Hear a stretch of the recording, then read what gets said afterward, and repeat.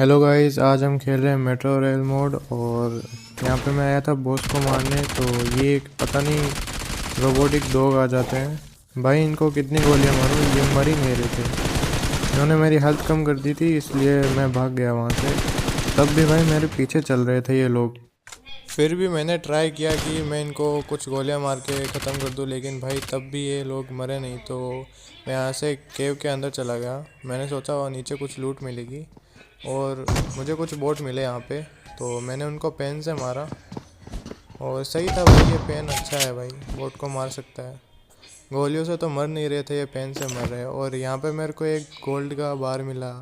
फिर यहाँ पे कुछ मिला मेरे को ब्लैक टाइप में। भाई महंगे महंगे सामान मिलते हैं कि उसके अंदर। फिर मैं बाहर आ गया भाई, टाइम नहीं बचा था। तो मैंने सोचा अभी बाहर चलते हैं, लेकिन यहाँ पे भी मुझे गोल्ड बार और कई पासवर्ड लेटर मिले। भाई मैंने टोटल 10 लाख की अर्निंग की।